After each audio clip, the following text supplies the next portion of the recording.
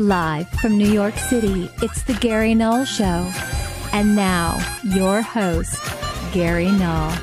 I was born in a little rock, had a childhood sweetheart. Hi, everyone. I'm Gary Null. Nice to have you with us today. We have so much information to share, so many insights, special audio clips, investigative reporting.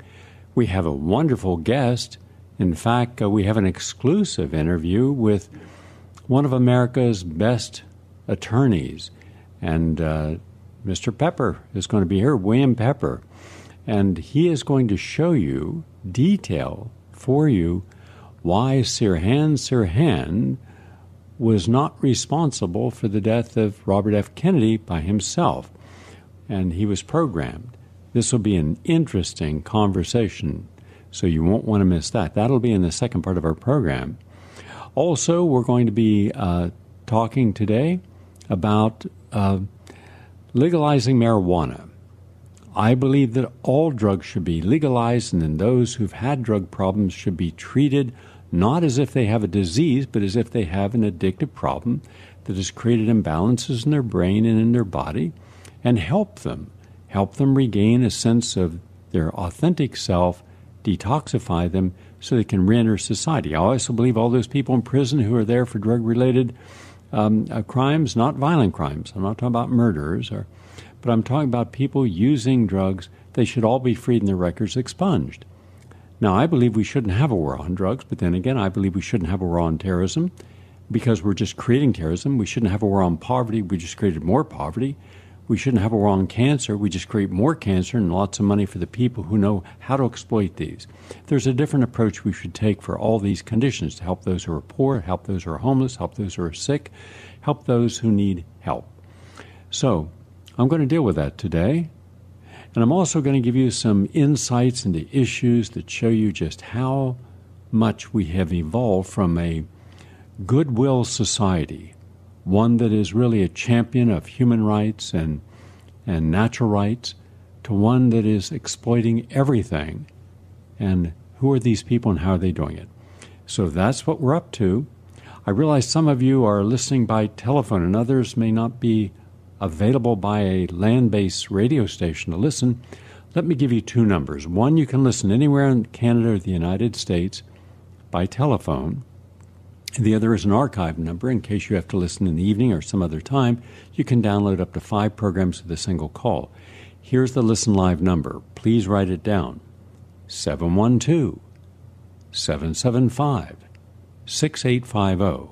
712-775-6850. Always has that number with you. The other is our archive number. 701-719-9976. 701-719-9976. I'm going to do things in shorter segments today to try to get as much as I can in. We always begin with the latest on health and healing. This comes from a good study that was done at Louisiana State University, and it talked about walnuts and how they can help give you we already know it gives us a good heart and helps prevent heart disease. This shows you how it can help the good bacteria in your gut.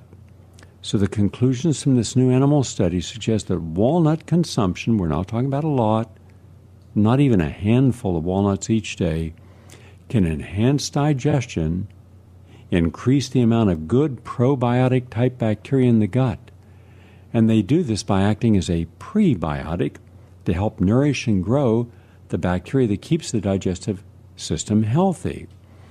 And researchers found that a diet with walnuts led to an overall significant increase in the diversity of good bacteria in the gut. Quote from the study: gut health is an emerging research area, but we are seeing that greater bacterial diversity may be associated with better health outcomes, whereas low diversity has been linked to conditions such as obesity and inflammatory bowel disease. And this was looking at the good bacteria that come from eating walnuts. Now, you're also getting your omega-3 fatty acids. In fact, you're getting a good amount, and they're only looking at 2.5 grams per ounce. So you are getting amino acids, you're getting protein, you're getting 4 grams of protein per ounce. So let's just say you had 2 ounces of nuts. That's a good amount. That's 8 grams of protein. That's more protein than you're getting in an egg. That's more protein you're getting in a can of black beans. So people think, well, if you're a vegan, Gary, how are you getting your amino acids? Well, it's simple. I have nuts or nut butters made from ground-up nuts every single day in my diet. That's how you do it. I also consume every day seaweed. Now, sometimes it's just as a seaweed salad, just by itself. Now, you can make it as interesting and exotic. What I like to do is I like to, when I'm feeding people, let's say I'm doing a retreat, and at least one day in the retreat I do the cooking, and I'll make a salad, and I'll put maybe 5 different types of sea vegetables in there, and it has different mouthfeels and different tastes, and it's easy to make a seaweed. You simply take your seaweed, Celeria, whatever type you want, and wakame, kombu, and you soak it in water for a few minutes and rinse it, soak it and rinse it. You can cook it for just about 5 minutes at low temperature, and then you run cold water over it.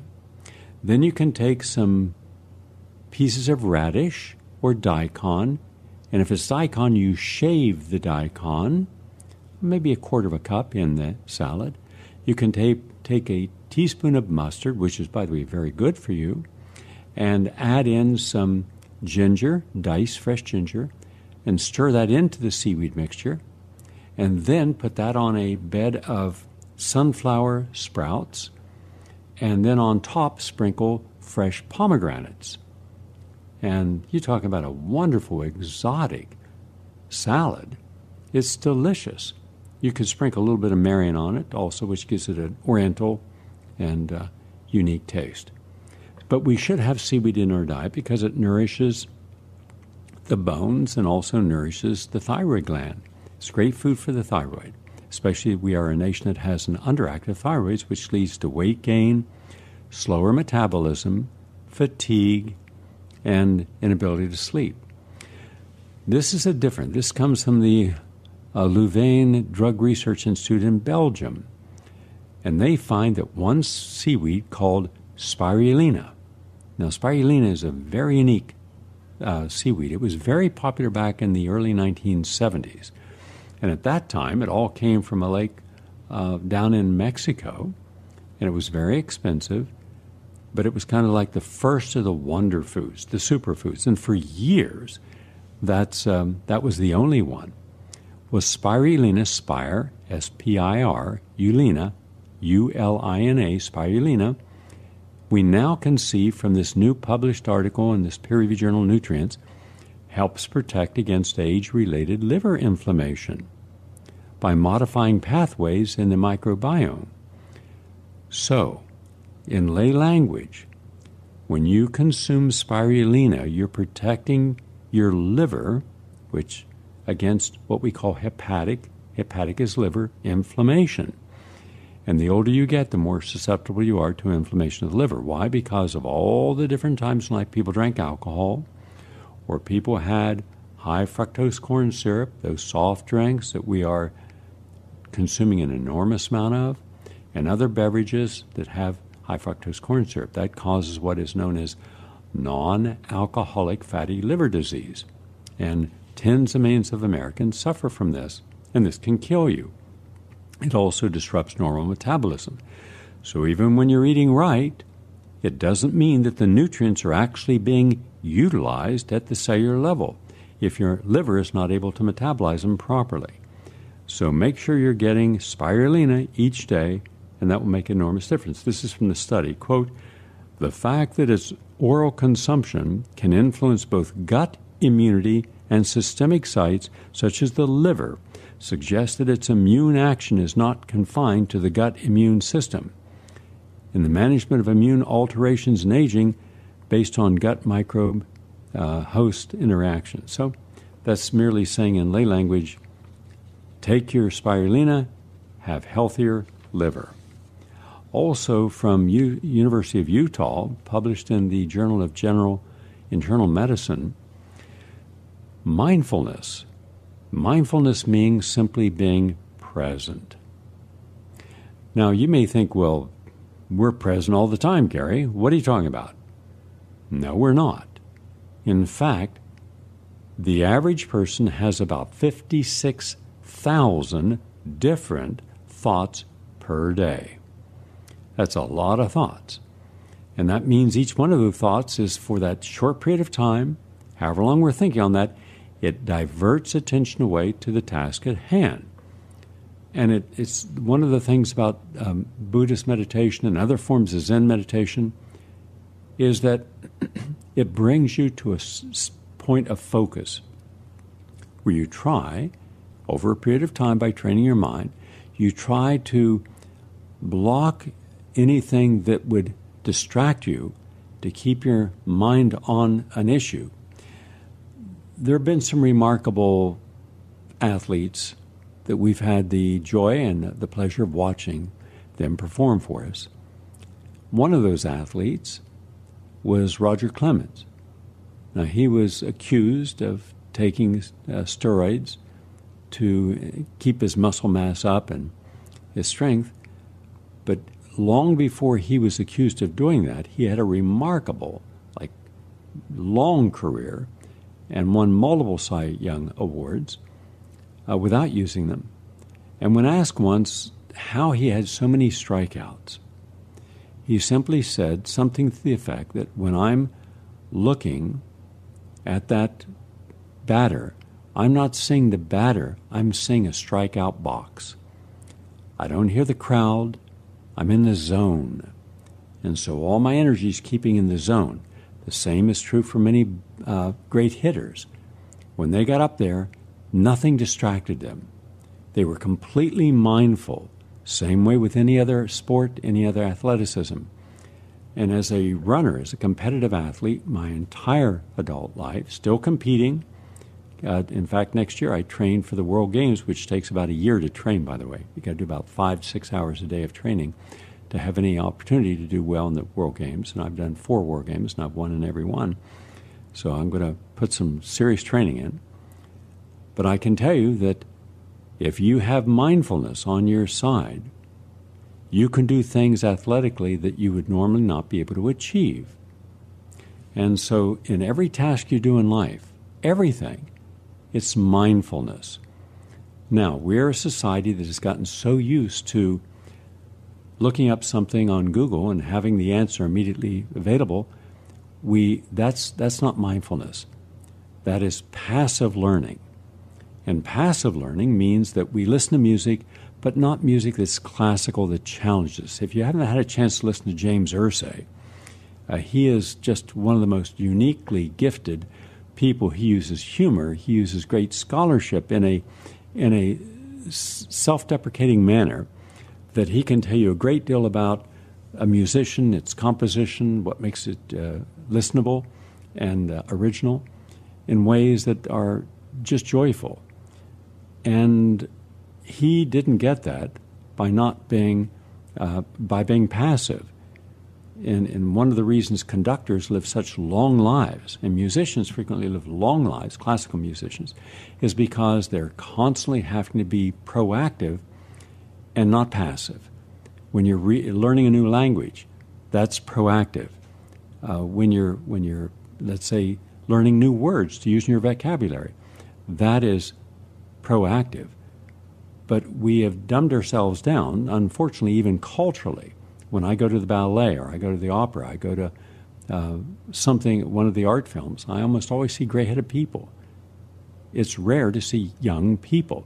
It's rare to see young American people. You can certainly see some from Russia and Romania and Czechoslovakia and Italy and many other countries. When you go to Rome, if you have a chance, you should, not just to Italy, and you go to Verona and some of the other places, and they put on concerts, you'll see very young people because it's enculturated. So it's a challenge. It allows you to grow. So that's part of mindfulness, because you can't master things without mindfulness. You just can't. So here's what it's saying. It's saying mind-body therapies immediately reduce unimaginable pain in hospital patients. Quote, mindfulness training and hypnotic suggestion significantly reduce acute pain experienced in hospital patients, according to the Journal of Internal Medicine. After participating in a single 15-minute session of one of these mind-body therapies, patients reported an immediate decrease in pain levels similar to what one might expect from an opiate painkiller. The study is the first to compare the effects of mindfulness and hypnosis on acute pain in the hospital setting. And this was a year-long study done at the University of Utah Hospital in Salt Lake. Now, let's go back many years to where I was working at the Institute of Applied Biology, which was affiliated with Trafalgar Hospital, and I also was affiliated with Trafalgar Hospital. And at that time, there was a person who came wanting to see if biofeedback could help. And they started off with Dr. LeShan, and then they were sent over to me because I was dealing with people who were trying to withdraw from hard drugs, crack cocaine at that time, and heroin. And the traditional way that they would help people was through methadone or going cold turkey. And I mean, you would see people in a room that would do projectile vomiting, like something out of The Exorcist, clear across a room, hitting the far wall, and sweating profusely, and this kind of strange yellowish-green sweat. These are the toxins coming out of the body. So we implemented a mindfulness, and there was also a couple of Buddhists came in to teach meditation. We had a person teaching biofeedback, just keeping your mind focused. In this case, they had one of those little tick-tock that you do in music, where it goes back and forth for rhythm. And they would try to synchronize their brain and their breathing and their point of focus. And then we would ask them, how are you doing with the pain? And the pain was gone. And we're talking about severe pain when you're trying to withdraw. And the withdrawal was so much easier that it became the program that we therefore used after that is mindfulness meditation, helping people get off any form of addictive substance. Also help them with headaches, etc. Something to think about. And finally, from our health nutrition, vitamin D is associated with a lower risk of breast cancer. This is from the National Institute of Health. This is from the current journal, from Environmental Health Perspectives. They published the study that was done at the National Institute of Health of lowering the risk of breast cancer. This was a 5-year follow-up, and they found a substantial reduction in breast cancer when you were taking your vitamin D every day. In fact, it was 24.6% or 21% less. That's a huge difference. That's just one nutrient. I could show also vitamin C could reduce breast cancer, and quercetin could reduce breast cancer, and vitamin E can reduce breast cancer. But this is just one, vitamin D. So for all the women in this audience who are concerned about preventing breast cancer, I would say 3,000 to 5,000 units a day of the hydroxyvitamin D, which is vitamin D3. Okay? That's the latest on health and nutrition. We'll be back in a moment. Please stay with us.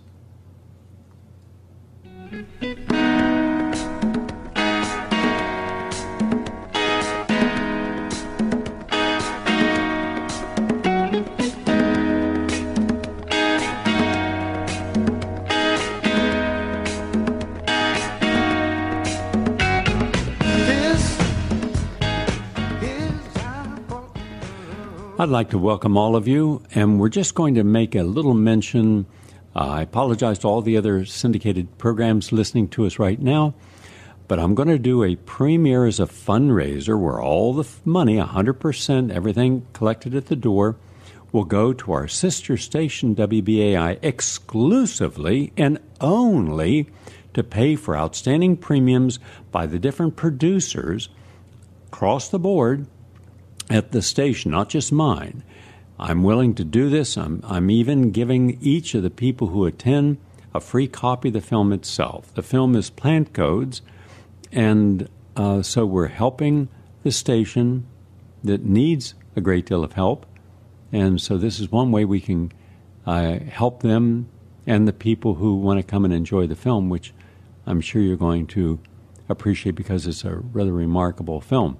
Now, if you'd like to join us, and it's you'll get all the information from WBI's website, You can go to their website, and they'll tell you the day it is. It's going to be in August. It's near the beginning of August. It's on a Tuesday evening, and for location, etc., I'm going to give you a number to call, 516-620-3602. Again, call this number and say you want to go to the premiere of WBAI's plant codes, 516-620-3602. I'll be there, and everyone will get a copy of the film. That's on me.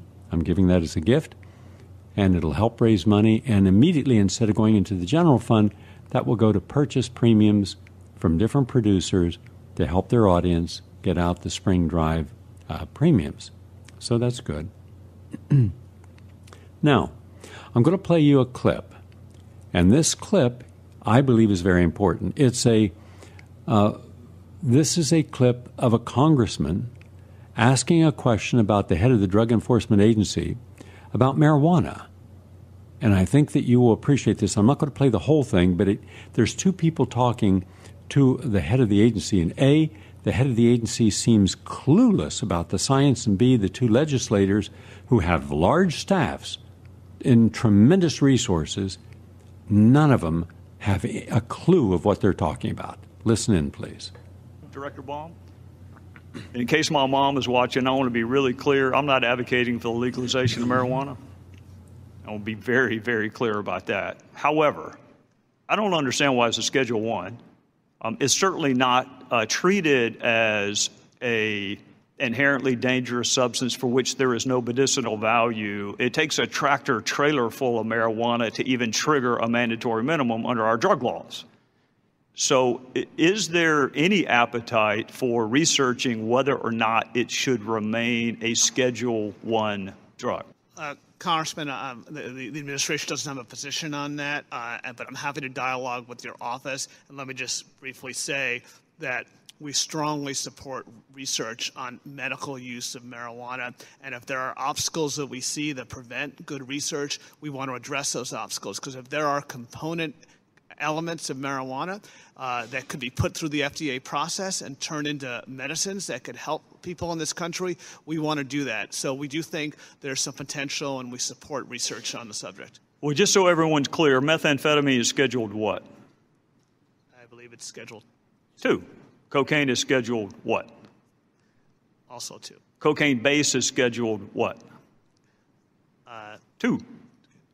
So it is scheduled lower than marijuana. And again, you can schedule something and still not have it scheduled as a 1. And I would encourage the powers that be, whoever you need to consult with in the administration, to at least explore whether or not it's scheduled correctly without being perceived as advocating for legalization. Understood. With that, Mr. Connolly, I will give you a chance to, I'm reluctant to say whatever you want, but I'm going to give you a chance to, to conclude. I thank my friend, and I actually want to follow up, if I may, on what you just asked. So the point being made here in some ways, Mr. Baum, is if you, not you personally, if the government, federal government, on this subject, marijuana, and how dangerous it is, has no credibility because of the lack of serious empirical work, it threatens our whole drug policy's credibility. And you're seeing this happen on marijuana in the states. They're making decisions. Ms. Norton talked about 8 states, but there are over 25 states that have in some fashion, including my home state of Virginia, liberalized their laws for medical reasons all the way to recreational reasons. I think you'd have to confess to the chairman's point, there was no empirical evidence to justify putting marijuana 50 years ago as a Schedule I drug. Who did that empirical evidence? Sorry, could you repeat that? Who did what? Who made it scheduled? There was no, I am asserting, and yes, you can feel free to try to contradict, there was in fact no empirical evidence to justify putting marijuana ahead of the drugs the chairman just listed as a Schedule I drug 50 years ago. And I would, you brought up the need to have empirical research before we start rushing pell-mell to approve it for medical purposes, and I agree with you. But here's the problem. As I said in my opening statement, only one federal entity, NIDA, controls marijuana for legal purposes for experimentation, testing, and the like, research.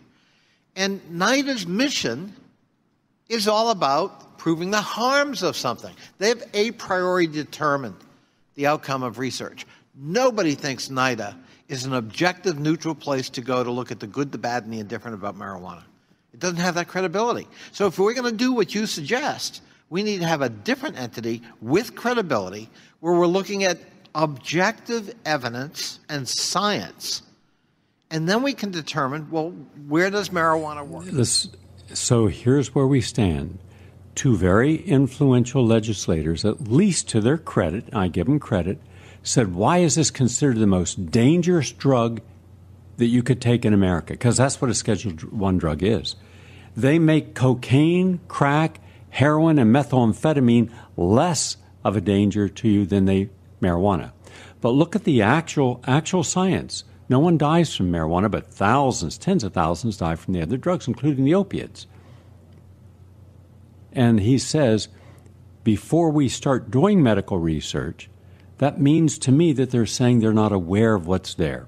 So here's what I'm doing. As of today, on the Progressive Radio Network's website, prn.fm, we are listing 600 studies that GreenMed Info and SARG has, and these are all from peer-reviewed literature, and that is just 600 out of 22,000 studies on the government's own database of scientific studies. And that's only for one component of marijuana, only one. There's two, and you put it both together and you're dealing way up into almost 35,000 studies. And some of these studies have gone back for almost 40 years.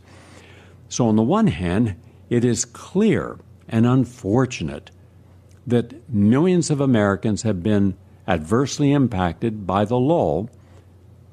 Over 1 million have been imprisoned, their lives turned upside down, then the chaos that occurs when that happens because of a drug that does not hurt you.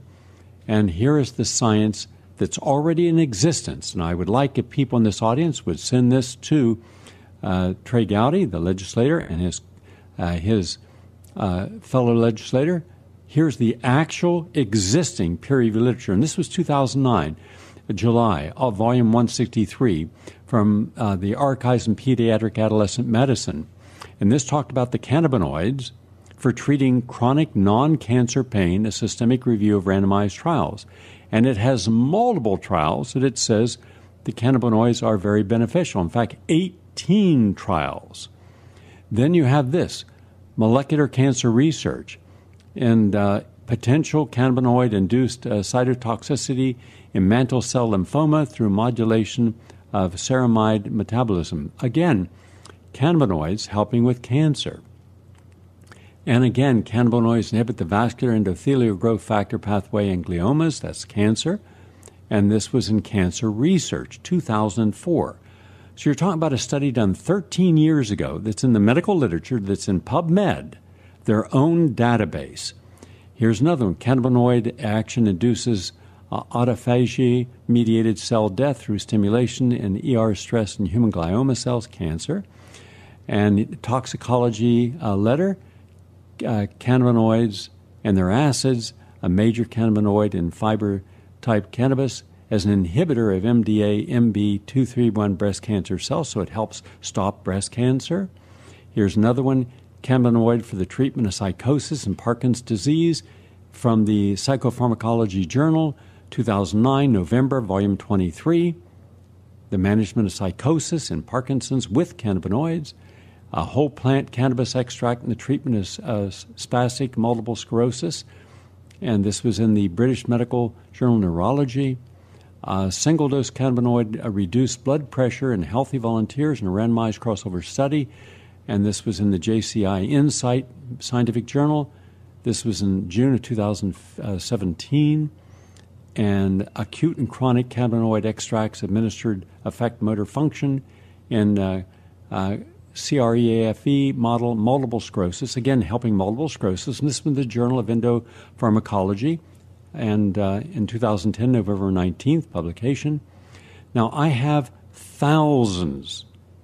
I have tens of thousands of studies from the peer-reviewed literature proving cannabinoid scientific basis. Double-blind studies. I mean double-blind, randomized, placebo-controlled. Here's one.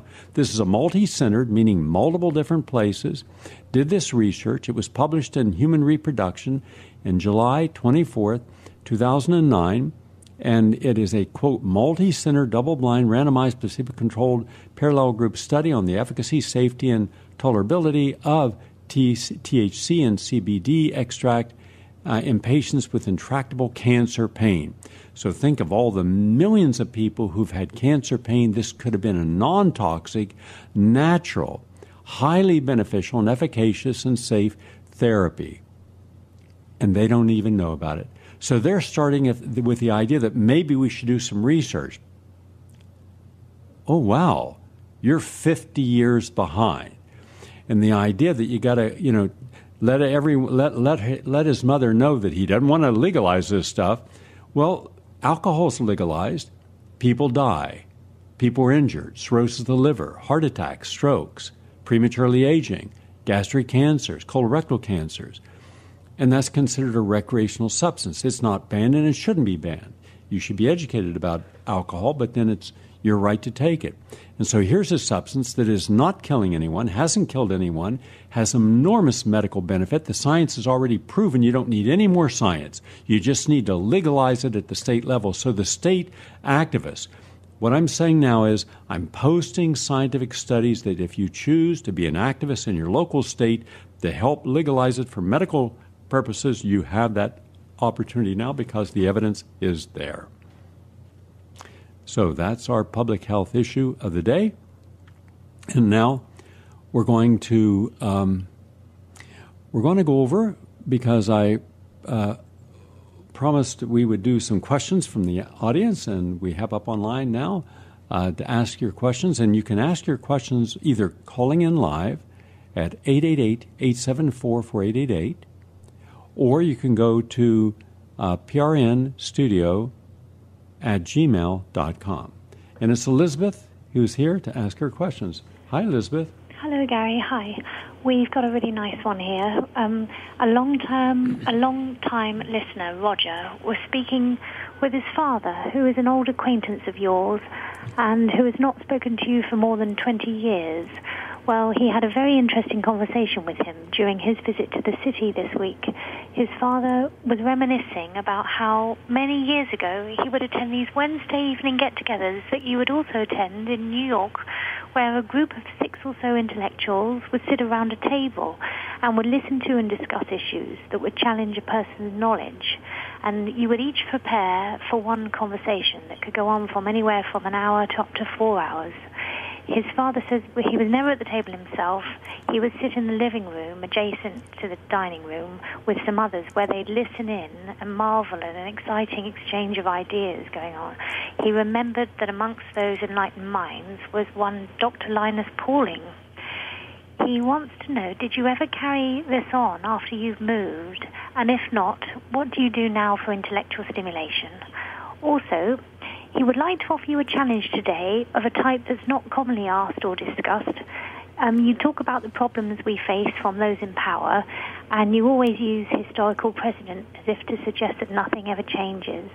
So Roger's dad asks you, how would Dante look at the world today? Dante? Yes.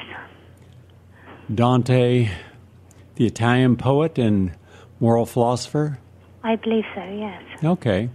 Well, he was the author of a trilogy of poems called The Divine Comedy. He was born back in the I believe it was around 1260 to 65. He didn't live a long life, but he is considered to this day the father of modern Italian language. And you will be hard-pressed today, anywhere in the world, to find any author capable of doing the work that the Divine Comedy illustrated. And he himself lived kind of a tortured life because he was an activist. He was a very cerebral person, but did not have a happy upbringing because he was forced by his mother to marry or be guaranteed for marriage with a woman he had never met at a very young age. I think it was 9 or 10.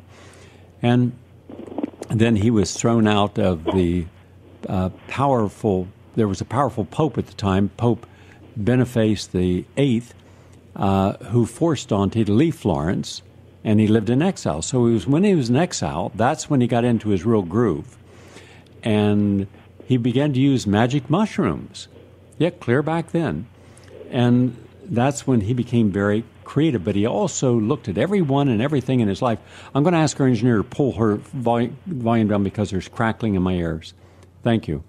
So anyhow, so Dante looked at the world around him. So if I'm asked how would I look at the world around me today, and how would I juxtapose people who are, I would consider sociopathic or greedy, both individuals and whole groups of people, and how would I combine that with Dante's concept of life? Well, Dante believed that there were 9 circles, and each circle represented a different stage of maladaptation. That's what we'll call it. The first circle was called limbo, and it was regarded as an inferior form of heaven with an eternal minor punishment for virtuous non-Christians and unbaptized pagans and children. So think historically of Homer, Socrates, Aristotle, Cicero, Hippocrates. They would reside there. Now, were these people bad? No. Were they evil? No. Were they commissioned to do things that represented a backward step? No. But they were not graced by being true believers and true followers. In effect, today they would be considered kind of progressives. So think of the people that are condemned by society. Think of Chris Hedges. Think of Cornel West. Think of Glenn Ford, Nellie Bailey, and Bruce Dixon. Think of the people who are not afraid to stand up and challenge the orthodoxy, and they're punished and condemned and marginalized to this kind of first circle, the limbo. So nobody pays attention to them except for the few voices that care to hear their voice. So that's how I would relegate that first voice. And it was a 7-walled tower. There was eternal sorrow without any torment. It was calm, but it was sad. So Elizabeth, when you think of the great minds today, how many of them are quiet and sad? How many great minds, their phones never ring, they're never called, no one ever reads about them because all forums are reserved for those who are hip and in the moment and can be exploited by their exaggerated sense of importance. And the quality of their scholarship is so dreadfully superficial, and the entire society, once you accept this, is dumbed down to that level. And yet these other people who are the true minds and true intellects, no one pays attention. And in fact, the Council of Angels voted to the level the 7-walled castle centuries ago, but there was no resources to construct a new one. And all the workers were too busy being tormented in hell. So the residents of Limbo were let free. Now think of this as a metaphor today for all the people working every day, starting in the 1950s, the man in the gray flannel suit. The wife stayed at home, was supposed to be there only as a form of unpaid domestic servant to raise children and to keep the house and put food on the table. But the husband was to go dutifully off and do the same as everything he was doing every day in the same way without changing, and hence this great source of gray. This sense of alienating a person from their creativity, from their experimentation, from the real joy of life. You were supposed to find your joy within your quiet little domain of security. So your security became a straitjacket. The more insecure you were, the tighter the straitjacket became. Then your second circle was lust. And punishment is is being blown violently back and forth by strong winds, and you can't find any peace. Think of the people who were lustful: Cleopatra, Tristan, Helen of Troy. These were the adulterers. Now think of the people today who their lives are so boring they have to go up on this website. I forgot the name of the website where all the adulterers go. There's millions, tens of millions of them up on this adulterers website. And if your life is so boring that you cannot find meaning in it, then you're boring. And therefore you need something to distract you from your own self, something to appeal to you, because you can't appeal to your own higher consciousness because you're not in touch with it. You're grounded to your lower instincts, which are primal, reptilian. So that's that second circle. The third circle was gluttony. Boy, do we have a lot of people that could... this is where the residents are guarded by a giant worm monster, Cerberus. And you have to live in a vile cesspool of slush created by never-ending icy rain. Now think, to me, that would be all your young Ivy League grads, all having no childhood because they were tutored, nurtured, they were blessed, they were immaculately conceived, they were given a holy suburban or upper mobile professional tatty water each day to make sure that they were just so perfect that the sun never stopped shining on them, like the British Empire. And they run off to Harvard. Now they find out there are 4,000 other people equally qualified. Then they run off to Wall Street, and there's 176,000 of them equally qualified. So they have no joy. There's no joy down there. Every bathroom has cocaine running through it, and that's their natural energy of the day, they think. So think of all the people on Wall Street, the fossil fuel industry, the private military industrial complex, Monsanto, Google. Who can afford after work to go buy a $60 bottle of beer at one of the upscale, millennial restaurants? These people. Do they have a life? Yeah, but the life they have is the one they despise. They want to get to a place where they can enjoy all the comfort of being successful, all the acknowledgement that they feel they deserve. And so they are clearly living in a vile cesspool of icy rain because there's no heart. You've never heard of a heart attack on any of the people on Wall Street because you got to have a heart to have a heart attack. And there's no consciousness, just make money. That's gluttony. And the fourth circle is greed. This hell's reserved for figures like Pluto, the Roman equivalent of the Greek god of the underworld, which was Hades. And there are two groups of greed, those who hoard possessions and those who lavishly spend it. Well, look at all the people that must show you how much they're making by their cars, their $3,000 diamond-studded sneakers, and their wristwatches, that everything is overpaid. Or those people that hoard everything, like Hetty Green, the Witch of Wall Street, that was so rich, she was the richest woman in America, and she would go to the bank each day and count her money over and over again in a vault, and her own son lived in a slum and ended up dying because of being uncared for. So what you have is two sides of misery, and that's what comes from greed. And these are all the wannabe technocrats. These are the Silicon Valley twerp heads. And this is where, these are the professional class, the attorneys for Goldman Sachs and Exxon.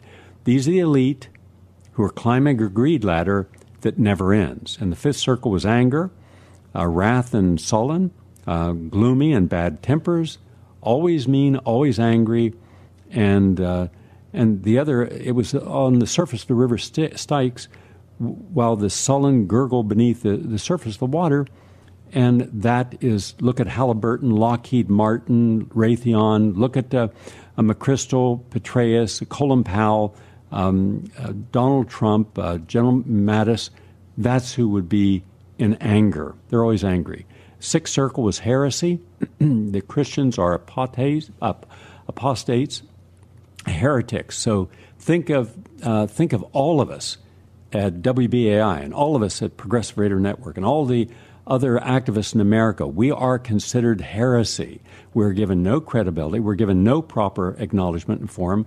We are only talked about when you start off with a negative and never with a positive. It's as if we've never contributed anything to the larger social order, to human rights, to civil rights, to women's rights, to the earth rights, to animal rights.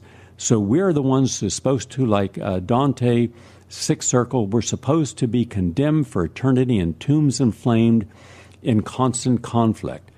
Well, then you look at who's supposed to do this. Well, then you have your evangelical preachers, the prosperity gospel, Jerry Falwell, Pat Robinson, the rabbis promoting genocide of the Palestinians, the mullahs of militant jihad, the Wahhabi religious counselors of Saudi Arabia royal family. You have your seventh circle, which is violence. And this circle has 3 rings. The outer ring is a river of boiling blood and fire for murders and those who were violent towards others. Think of Alexander the Great, Guy de Montfort, Dionysius, the first of Syracuse. And the middle ring is for suicides. Now, it doesn't mean a literal suicide, because there the remains turn into trees and bushes that are fed upon for eternity by harpies. And you've heard the word harping. Well, a harpy is someone that lives off denourishing another soul. And so think of the gossips. Think of the people that are maligners. Think of the people that never do anything constructive. And so all they do is commit a spiritual suicide by living through a completely non-energized life. In effect, they're always living through someone else. They love to be rescued. These are the whiners, the complainers. These are the people that are always calling themselves victims and putting on merit badges of distress every day. And we have gazillions of those. And the inner ring is a desert of burning sand and burning rain falling from the sky for blasphemers. And anyone who blasphemies is considered non-human. The eighth circle is fraud, seducers, pimps, hypocrites. And hypocrites were forced to walk eternally in lead-lined cloaks. And swindlers and cheats, well, there's your bankers, there's your investment people. And the cheats, and they're supposed to be dunked in boiling pitch. And then the simonists, the clergy who sell indulgences for personal profit. Well, think if you gave money to a presidential campaign, if you are a big bundler and giving up money, you're given an ambassadorship. Well, an ambassador should be someone with decades of experience in diplomacy. These people have no diplomacy. They have no manners. You see the kind of, a sloven creature that just ended up running the communications down at the White House and how he was speaking. And that's who we have today. So they reside in Dante's eighth circle. And the ninth circle is treachery. And there are 4 rounds for 4 of those who Dante regards as the worst of humanity. Each is frozen in an icy lake. Cain for killing his brother Abel, the Antenor, who was the king of Troy, Priam's counselor during the Trojan War, and the traitor who turned Troy over to the Greeks, and then the governor of the Jericho region in Israel, who had his father-in-law and two brother-in-laws murdered at a banquet, and Judas Iscariot at the lowest round. Today we have Hillary Clinton, Bill Clinton, George Bush Sr., George Bush Jr., we have Barack Obama and Donald Trump. And that would, behind them would be Hitler, Pol Pot, Stalin, etc. And that would be my metaphor for taking something that Dante did that everyone should be highly literate in and showing how we haven't evolved from there today. Thank you. I don't have time for more. We got to go to our guest. And I'm going to extend our program a little longer than normal today. And so I'm going to warn our regular stations. We will be taking a little extra time today because I want to go over and say hello to Mr. Pepper, William Pepper, and then from there we will continue on an upcoming program. Now, many of the guests know that William Pepper is an international civil and human rights attorney based in New York, best known for representing Martin Luther King's accused assassin, James Earl Ray. And in 1967, Dr. King had reached out to Dr. Pepper regarding an essay he'd written for Ramparts magazine concerning Vietnamese victims of American napalm missions. So he was president of Dr. King's famous Riverside Church. And he is also going to talk to us today about Sirhan Sirhan. Nice to have you with us today, Bill. It's good to be with you, Gary. Bill, the federal official report on the assassination of Robert Kennedy indicated that Sirhan Sirhan was the lone gunman. And the report gives no indication whatsoever that there might have been others involved or a conspiracy in any way. And nevertheless, subsequent research and information and evidence, such as an audio recording at the time of the shooting, contradicts the government's claims. For example, more shots were heard and from different directions that would have been scientifically impossible for Sirhan to do given the revolver he used. So based upon the evidence at hand, at the time of the assassination, What do we know now for certain took place in the hotel when Robert was assassinated that shows this was a conspiratorial act and not the killing solely by a mentally deranged individual? The form is yours. Thank you, Gary. Yes, I think it's one of the tragedies of and scandals of the American criminal justice system that you have cases like this that do not ever allow the kind of evidence you're talking about to be heard in an evidentiary hearing, much less a trial. Sirhan's lawyer at the time, Grant Cooper, was himself under a pending indictment and totally under the control of the prosecution. As a result, there was the most horrific errors made and statements made. He started off by talking to the jury in his opening comments saying, "We're not here to free a guilty man. We know that our client is guilty." I mean, he condemned him right at the outset. The evidence that was not heard had to do with a whole variety of witnesses who saw Sirhan never any closer than 5 to 6 feet in front of the senator, and getting off two sort of almost idyllically 2 shots. He had been in a mind control clinic for 2 weeks prior to going to the Ambassador Hotel, and had been cued by a pinch by his handler to stand up at a point in time and pull a pistol and fire 2 shots from the front at Bob Kennedy. Bob was hit with 3 bullets at powder burn range from the rear. So the second shooter, the killer, was the one who knelt down behind him and put those 3 bullets in him. The final and fatal shot was put in behind his right ear. A bullet lodged in the neck was never matched to Sirhan's gun. Sirhan, after firing 2 shots, had his arm pinned to the table, and he had no longer any control over the gun. The Brzezinski recording that you mentioned indicated that 13 shots were fired with a high degree of technological support, and the direction of the shots there were 2 directions, east to west and west to east, so that the shooter was behind Bobby, was shooting in a different direction than Sirhan was. So I think the evidence was overwhelming, but it was never presented. The autopsy report by Dr. Tom Noguchi clearly cleared Sirhan on the basis of the ballistics evidence and the bullet entry wounds that I've just described. Noguchi stood by his opinion and would never vary from it. They fired him at one point.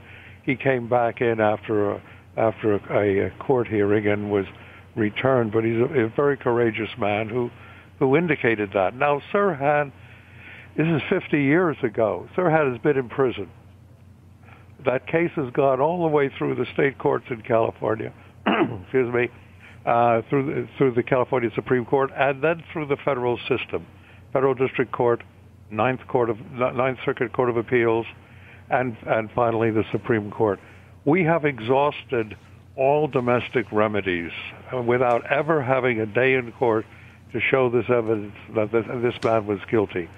I engaged Dr. Daniel Brown, who is I guess maybe the world's leading expert on mind control. And Dan spent over 70 hours with Sirhan, and that is how we came up with the information about how he was mind controlled. Dan interviewed him both under hypnosis and free recall, and we were able to get a great deal of information. Well, what we've had to do, Gary, I only came on to represent him in 2007 when his first lawyer died, and the family came to me and asked me to look into this case, and it has a personal bent for me, as did the King case.